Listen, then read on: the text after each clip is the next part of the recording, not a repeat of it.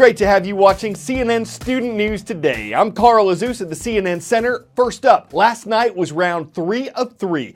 Democratic presidential nominee Hillary Clinton and Republican presidential nominee Donald Trump met face-to-face for their final debate. The venue, the University of Nevada, Las Vegas. The format, the candidates standing at podiums answering questions from a moderator. The topics, immigration, the national debt, the economy, the Supreme Court, international challenges.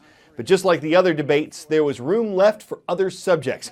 Going into the event, one of the most recent presidential polls conducted by Quinnipiac University on October 17th and 18th showed Clinton had the support of 47% of likely voters, Trump had the support of 40%, Libertarian Party candidate Gary Johnson had 7%, and Green Party candidate Jill Stein had 1%.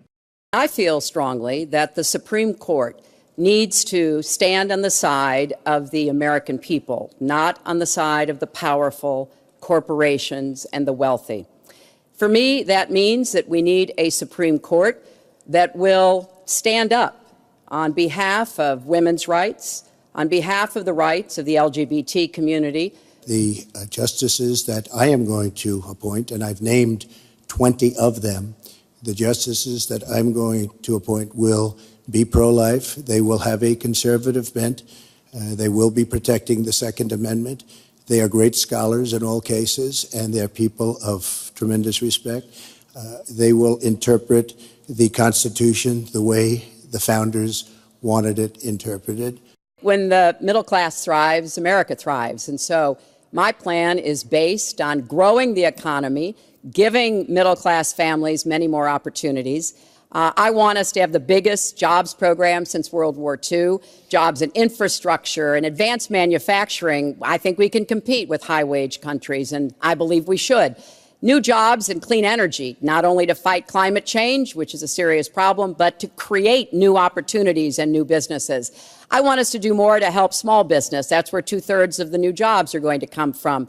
I want us to raise the national minimum wage because people who live in poverty should not, who work full-time should not still be in poverty. And I sure do want to make sure women get equal pay for the work we do. During President Obama's regime, we've doubled our national debt. We're up to $20 trillion.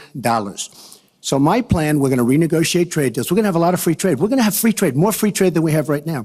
But we have horrible deals. Our jobs are being taken out by the deal that her husband signed, NAFTA, one of the worst deals ever. Our jobs are being sucked out of our economy.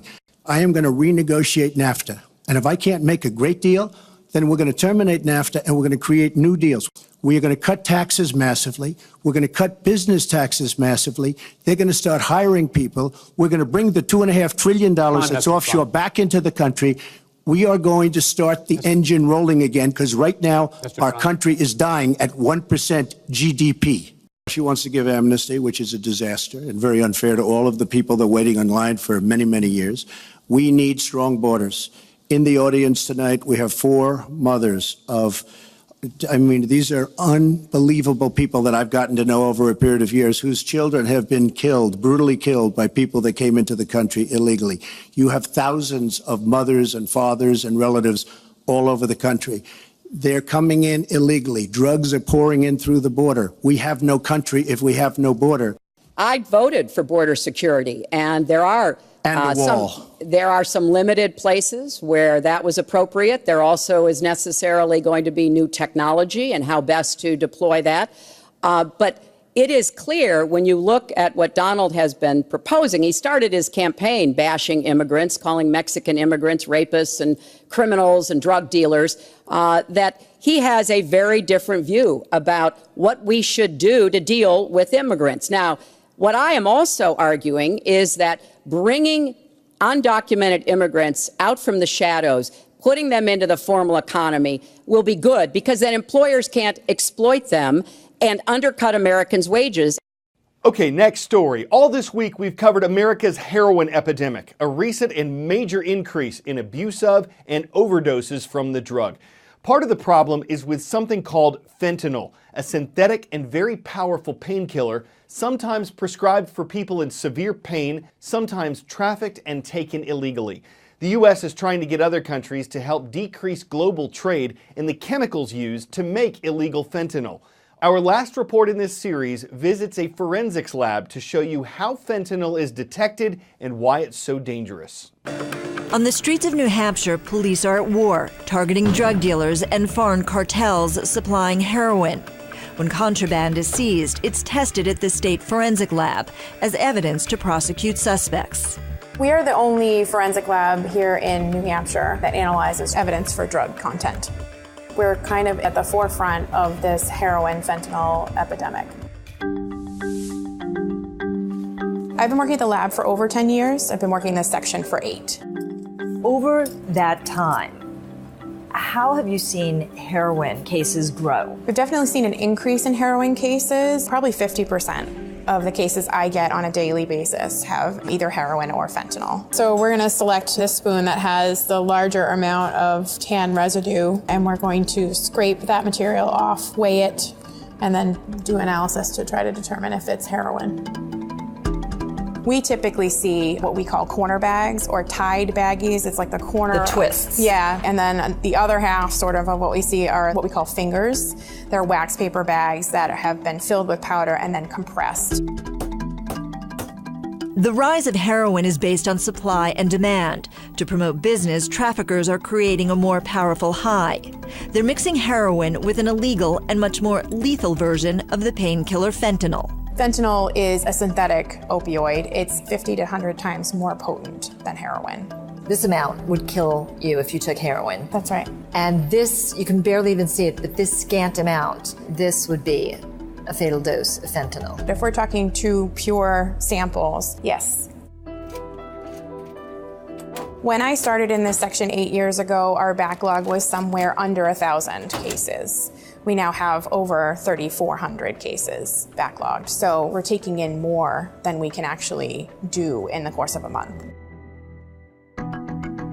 When did you see a shift from pills to actual heroin and then even to fentanyl? Somewhere around 2010, there was a change in the way pharmaceutical opioids were allowed to be prescribed. As people could not get the oxycodone-containing tablets that they were used to, they sort of shifted over to use heroin. And then we saw an increase in fentanyl cases.